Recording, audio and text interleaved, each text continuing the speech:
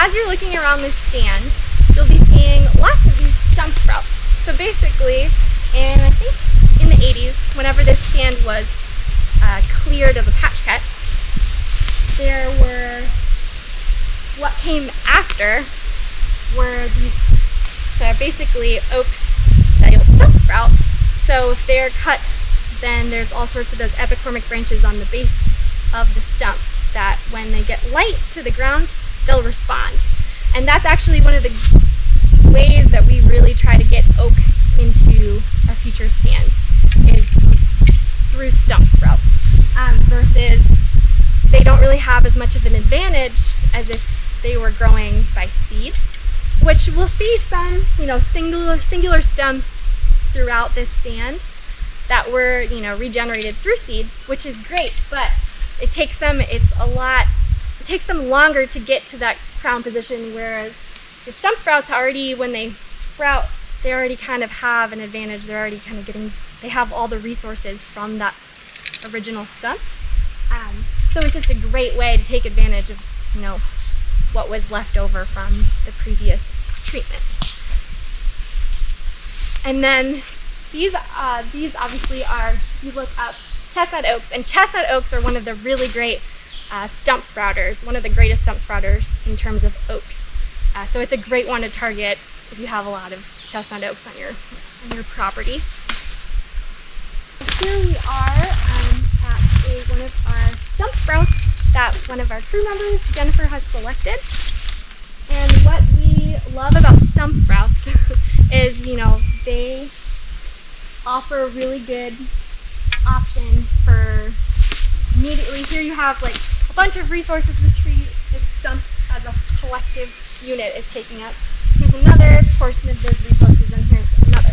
So by selecting one or sometimes even two of these stems, you can really, that all of the resources that went into these two that maybe are going to be cut are going to go into this stem here, this crop tree. So it's a really great way to carry out crop tree release, is when you have these stumps. So this tree here is designated as a crop tree. So we just use timber stand improvement paint, milk spot, to designate that. We try to get a good band. Most of the time our stands are going to be treated later by a contractor, maybe up to 2 to even 5 years down the road. So you really want to make sure it's up high, they can see it. So this is designated as a crop tree, which means whoever's going to be out here actually treating the stand is going to be, crop tree.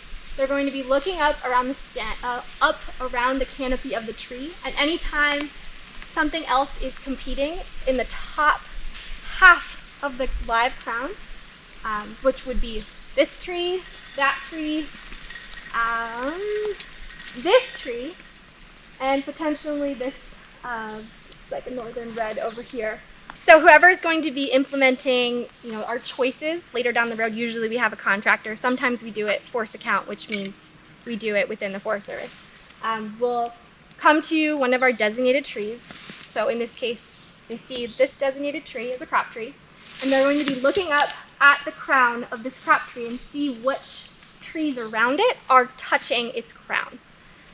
And for our purposes, we do 4-sided releases for the most part. So we'll go around and they'll say, okay, this is in direct competition with this crop tree, so we're going to take this one out, take this one out behind it, this one probably. There's a maple that's kind of behind it. I don't know if you can see it from there, but it's not really competing with it at all. It's below it.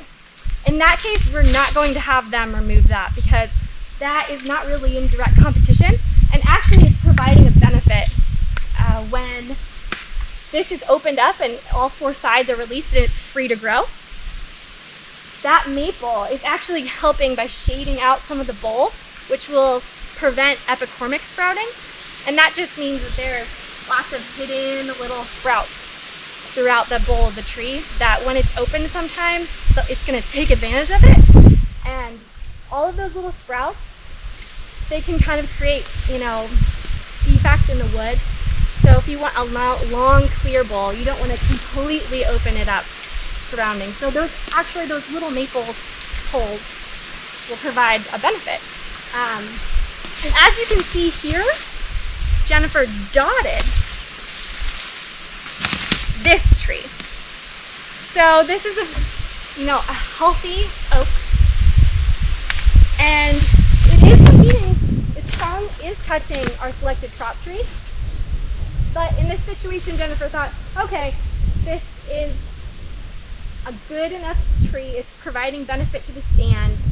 It has a really healthy crown. So just because I'm selecting this one, she dots it, she saves it.